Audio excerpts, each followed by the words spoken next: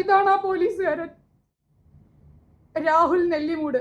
ഇദ്ദേഹത്തിനാണ് ഇവിടുത്തെ ഇന്ത്യൻ നിയമത്തെയോ ന്യായ വ്യവസ്ഥിതികളെയോ ഒന്നിനെയും പേടിക്കാതെ എന്തും ചെയ്യാം. പോലീസിനെയും ഇവിടുത്തെ സിസ്റ്റത്തിനെയും നിയമവ്യവസ്ഥയും കൂടെ വെല്ലുവിളിച്ചുകൊണ്ട് ഇവിടെ ആർക്കും ഒന്നും ചെയ്യാൻ പറ്റില്ല എന്നുള്ള ധൈര്യത്തോടെ ധാർഷ്ട്യത്തോടെ എൻ്റെ ആ ചെറിയ കട ഇടിച്ചു പൊളിച്ച് തകർത്ത് തരിപ്പെടുക. എന്നോട് നിങ്ങൾ ഈ റോഡ് സൈഡിൽ വിൽക്കാനാണ് ഇരിക്കുന്നതെങ്കിൽ ഞാൻ ചോദിച്ചാൽ നീ എനിക്ക് തരണം എന്ന ഭാഷയോട് ഉപയോഗിച്ചത്.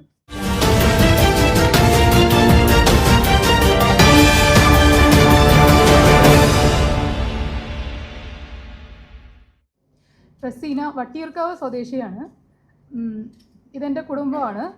അദ്ദേഹം ഹസ്ബൻഡ് നിയാസ്, മൂത്ത മകൻ യാസീൻ എൻജിനീയറിംഗിന് പഠിക്കുന്നു, ഇളയാൾ അൽഫൈസി 5ാം സ്റ്റാൻഡേർഡിൽ പഠിക്കുന്നു. ഇംഗ്ലീഷ് ലിറ്ററേച്ചർ ഗ്രാജുവേറ്റ് പാസ്സായി ഏവിയേഷൻ ഫീൽഡിൽ ഖത്തറിൽ വർക്ക് ചെയ്തിരുന്ന വ്യക്തിയാണ്. കൊറോണയ്ക്ക് ശേഷം ജോലി നഷ്ടപ്പെട്ട് നാട്ടിലേക്ക് തിരികെ വന്ന ശേഷം ജീവിതമാർഗ്ഗം വഴിമുട്ടി നിന്ന ഒരു സാഹചര്യത്തിൽ ഞങ്ങളൊരു ചെറിയ ഫുഡ് യൂണിറ്റ് ഞങ്ങളുടെ വീട്ടിൽ തന്നെ സ്റ്റാർട്ട് ചെയ്ത് അതിൽ ഉപജീവനം കണ്ടെത്തുകയും ഈ കുട്ടികളുടെ പഠിക്കുകയും ഞങ്ങളുടെ ജീവിതമാർഗ്ഗം നടന്നു പോയിക്കൊണ്ടിരിക്കുകയും ചെയ്യുമായിരുന്നു.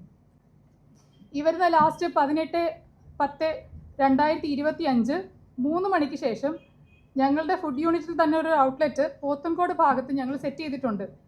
കുട്ടിക്ക് ക്ലാസ് ഇല്ലാത്ത ദിവസം അവൻ ഞങ്ങളെ സഹായിക്കാനായിട്ട് ആ കൗണ്ടറിലിരുന്ന് ഈ ഞങ്ങളുടെ ഫുഡ് ഐറ്റംസായ പായസവും ബോളിയും കച്ചവടം നടത്തി ഞങ്ങളെ സഹായിക്കും. ഈ സംഭവം നടന്ന ദിവസം ഏകദേശം 3 മണിയോടുകൂടി ഞങ്ങളുടെ ഫുഡ് ഐറ്റംസ് തീർന്നു പോവുകയും അതിനുശേഷം ഒരു സ്കോർപിയോ KL01BZ 2003 എന്ന നമ്പറിലുള്ള സ്കോർപിയോയിൽ രാഹുൽ നെല്ലിമൂട് എന്ന വ്യക്തി വരികയും അവർ പായസവും ബോളിയും ആവശ്യപ്പെടുകയും ചെയ്തു. ലാസ്റ്റ് ഉണ്ടായിരുന്ന ഒരു പോർഷൻ അവർക്ക് കഴിക്കാനായി നൽകുകയും കഴിച്ചതിന് ശേഷം അവർക്ക് ഫുഡ് പാഴ്സലായി വേണമെന്ന് ആവശ്യപ്പെടുകയും ചെയ്തു. ഈ സമയം ആ ഔട്ട്ലെറ്റിൽ സാധനം ഉണ്ടാവാത്തതിനാൽ ചേട്ടൻ വെയിറ്റ് ചെയ്യണമെന്ന് ഈ കുട്ടി ആവശ്യപ്പെടുകയും എന്നാൽ നിന്റെ ഫുഡ് ഐറ്റത്തിന് വേണ്ടി ഞങ്ങൾ ആരുടെ കാത്തു കിടക്കാൻ എന്നുള്ള രീതിയിൽ സംസാരം മാറുകയും അവിടെ നിന്നൊരു പ്രശ്നത്തിലേക്ക് പോവുകയാണ് ചെയ്തത്. അതായത് ഈ പ്രശ്നത്തിൻ്റെ പിന്നിൽ യാതൊരുവിധ ഹിഡൻ അജണ്ടകളോ അല്ലെങ്കിൽ എന്തെങ്കിലും ഒരു നേട്ടമോ ഒരു മീഡിയയ്ക്ക് മുമ്പിൽ വന്ന ഒരു പബ്ലിസിറ്റി കരഞ്ഞു കാണിച്ച ഒരു മുതലെടുപ്പ് നടത്താനോ ഉള്ള ഒരു പരിപാടിയല്ല.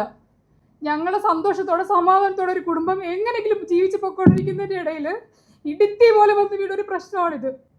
എൻ്റെ കുട്ടിയുടെ ആത്മാഭിമാനത്തിന് ചോദ്യം ചെയ്യുന്ന രീതിയിൽ അയാളുടെ ഭാഗത്ത് അസഭ്യ ഭാഷ വന്നപ്പോൾ ചേട്ടൻ മര്യാദയ്ക്ക് സംസാരിക്കണമെന്ന് പറഞ്ഞതിൻ്റെ പേരിൽ മാത്രം ഈ കുട്ടിയെ ആ പോത്തൻകോട് സൈഡിലുള്ള ഏകദേശം 3-4 ഷോപ്പിലെ ആളുള്ളടുത്ത് ഈ കുട്ടി അഭയം പ്രാപിച്ചു പോകുന്നതിൻ്റെ CCTV ഫുട്ടേജ് ഉണ്ട്. ഇതിൻ്റെ പിറകെ നടന്ന് ഭീഷണിപ്പെടുത്തി ഞാൻ നെല്ലിമൂടുള്ള രാഹുലാണ്, ഞാൻ എന്ത് ചെയ്താലും ഇവിടെ ആരും ഒരുത്തരും ചോദിക്കാൻ പോകണില്ല, പിന്നെ ഇത്രയും ഞാൻ ചീത്ത വിളിച്ചിട്ട് ഏവരെങ്കിലും മിണ്ടിയോ, അതാണ് എൻ്റെ പവർ എന്ന് ഇത്തിരിയില്ലാത്ത കുട്ടിയുടെ മുമ്പിൽ ധാർഷ്ട്യം കാണിക്കുക പയ്യൻ ചെയ്തത്. ആയതിനു ശേഷം എന്നെ ഫോണിൽ ഈ കുട്ടി കാര്യങ്ങൾ അറിയിക്കുകയും ഞാൻ ഈ കോള് കട്ട് ചെയ്യാതെ തന്നെ കാര്യവട്ടം ഗ്രീൻഫീൽഡിൻ്റെ ഫ്രണ്ടിലുള്ള ഒരു പവിത്രം റോഡിലാണ് ഞങ്ങൾ താമസിക്കുന്നത്. അവിടെ നിന്നും ഞാൻ പോത്തൻകോട് എത്തുന്നത് വരെ ഈ കുട്ടി അസഭ്യം പറഞ്ഞുകൊണ്ടിരിക്കുകയാണ്. നിനക്ക് എന്തെങ്കിലും ചെയ്യാനുണ്ടെങ്കിൽ ചെയ്ത് കാണിക്ക്. ഇവൻ എന്നെ ഫോൺ ചെയ്യുമ്പോൾ നീ പോലീസിനെ പട്ടാളത്തിനെ വിളിക്ക്, വന്ന് തീരുമാനം ഉണ്ടാക്കിയിട്ടേ പോകുന്നുള്ളൂ എന്നുള്ള രീതിയിൽ ഈ കുട്ടിയെ ഭീഷണിപ്പെടുത്തിക്കൊണ്ടിരിക്കുകയായിരുന്നു. ആ സാഹചര്യത്തിൽ അത് മൊത്തം ഫോണിൽ കേട്ടുകൊണ്ടിരുന്ന ഞാൻ അവിടെ എത്തുകയും നിങ്ങൾക്ക് എത്ര മര്യാദയുണ്ട് ഇത്തിരി ഇല്ലാത്തൊരു കുട്ടിയുടെ മുഖത്ത് നോക്കി ഇത്രയും അസഭ്യം പറയാമെന്നുള്ള രീതിയിൽ ഞാൻ ചോദ്യം ചെയ്തു. ഞങ്ങളത് പോത്തൻകോട് പോലീസ് സ്റ്റേഷനിൽ അറിയിക്കുകയും ആ സ്റ്റേഷനിൽ നിന്ന് പോലീസുകാർ സ്പോട്ടിൽ എത്തുകയും ചെയ്തു. എത്തിയതിൻ്റെ കൂട്ടത്തിലുണ്ടായിരുന്ന രാജേഷ് എം എസ് എന്ന പോലീസുകാരൻ ഈ പറഞ്ഞ വണ്ടി നമ്പർ വെച്ച് ആ വണ്ടിയുടെ ഉടമയെ കണ്ടെത്തുകയും ഈ രാഹുൽ എന്ന ആളിനോട് സംസാരിച്ചതിന് ശേഷം ഞങ്ങളോട് ബാർഗെയിൻ ചെയ്യുകയും ചെയ്തു. ഈ ഉണ്ടായ നാശനഷ്ടത്തിന് നിങ്ങൾക്ക് എത്ര രൂപ തന്നാൽ മതിയാകുമെന്നുള്ള രീതിയിൽ എന്നോട് സംസാരിക്കുകയും അയാൾക്ക് സംസാരിക്കാൻ എൻ്റെ ഫോൺ നമ്പർ കൈമാറാൻ ശ്രമിക്കുകയും ചെയ്തു.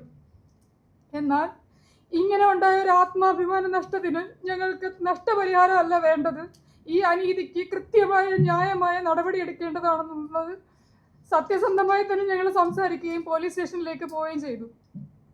എന്നാൽ എൻ്റെ പരാതി കൈക്കൊള്ളാനോ ഞങ്ങളുടെ ന്യായമായ ആവശ്യങ്ങൾ അവർ ചെവി കൊള്ളാനോ പോലും തയ്യാറാവാതെ ഈ പറഞ്ഞ രാജേഷ് എം എസ് എന്ന ഉദ്യോഗസ്ഥൻ്റെ നേതൃത്വത്തിൽ അദ്ദേഹത്തിന് താല്പര്യമുള്ളൊരു മൊഴി ഈ കുട്ടിയുടെ പേരിൽ രേഖപ്പെടുത്തുകയും അതിലൊരു കേവലം പെറ്റി കേസുകൾ മാത്രം ഉൾപ്പെടുന്ന രീതിയിലുള്ള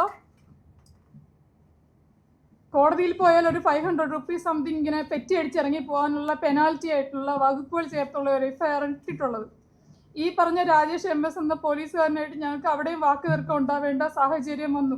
ഞങ്ങളുടെ സ്റ്റേറ്റ്മെൻറ്റ് ഞങ്ങൾ എന്താണോ പറയുന്നത് അതല്ലേ സാർ രേഖപ്പെടുത്തേണ്ടത്. സാറിൻ്റെ സൗകര്യത്തിനുള്ളതാണോ എന്ന് പറയുമ്പോൾ സാധാരണ ഇമാതിരി എന്തെങ്കിലും കള്ളത്തരം ചെയ്യുമ്പോൾ ഒരു ഒളിയും മറവില്ല ചെയ്യുക. ഈ പോലീസ് ഉദ്യോഗസ്ഥൻ ഞങ്ങളുടെ മുമ്പിൽ വെച്ച് തന്നെ രാഹുലിനോട് വിളിക്കുകയും നീ ഒരു പേടിയും പേടിക്കണ്ട, കണ്ടാൽ അറിയാവുന്ന ആളാണെന്നുള്ള രീതിയിൽ ഞാൻ FIR ഇട്ടോളാം, നീ ധൈര്യമായിട്ടിരിക്കുന്നു ഞങ്ങളുടെ മുമ്പിൽ വെച്ച് തന്നെ സംസാരിക്കുന്ന ഒരു സാഹചര്യമാണ് ഉണ്ടായത്.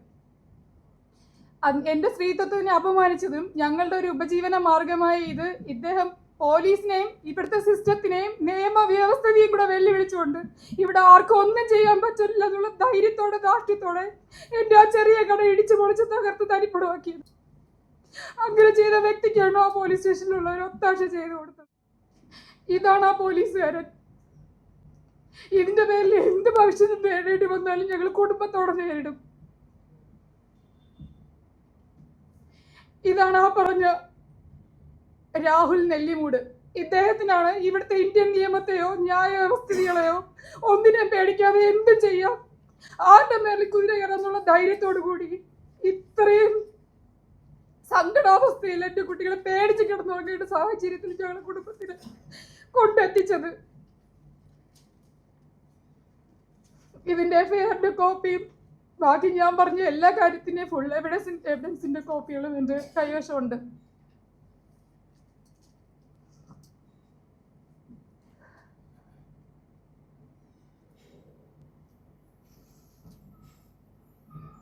ഞങ്ങൾക്കിതിന് നീതി വേണം.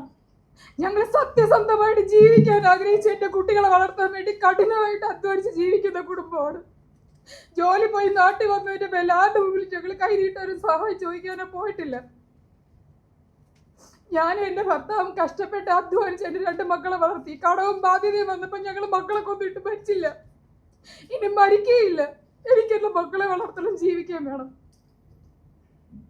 അതിനിവിടെയുള്ള മനസ്സാക്ഷിയുള്ള ഓരോ മലയാളികൾക്കും ഞങ്ങൾക്ക് ചെയ്യാൻ പറ്റും. ഇതിന് ഞങ്ങളോട് സപ്പോർട്ട് ചെയ്ത് ഈ ദുഷ്ടന്മാരെ പിടിക്കാനുള്ള അങ്ങേറ്റം ഞങ്ങൾ സഹായിക്കണം. ഇത്രേ പറയാനുള്ളൂ.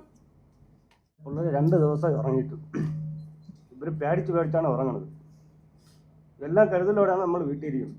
നമുക്കെന്ത് സംഭവിച്ചാലും നമ്മുടെ പിള്ളേരൊക്കെ ഒന്നും സംഭവിക്കാൻ പാടില്ല.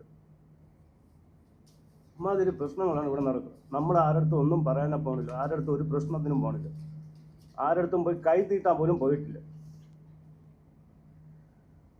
നമ്മൾ ഈ ചെറിയൊരു ഫാമിലിയാണ്, അമ്മയില്ല അച്ഛനും ഇല്ല, ആരടുത്തും പോയി കൈ നീട്ടാനോ ഒന്നിനും പോകാതെ നമ്മൾ സ്വയം രക്ഷയ്ക്ക് വേണ്ടിയിട്ടാണ് നമ്മൾ ഈ ബിസിനസ് തുടങ്ങിയത്. അവിടെ നിന്ന് ഈ ഗുണ്ടായിസം കാണിച്ചിട്ട് പോലും ഈ പോലീസ് എന്ന് പറയുന്ന ഒരു ആൾ പോലും നമ്മളെ സഹായിക്കാൻ ഹെൽപ്പ് ചെയ്യാൻ ആരും വന്നിട്ടില്ല. അതിന് നിങ്ങൾ നമ്മളൊന്ന് ഹെൽപ്പ് ചെയ്യണം.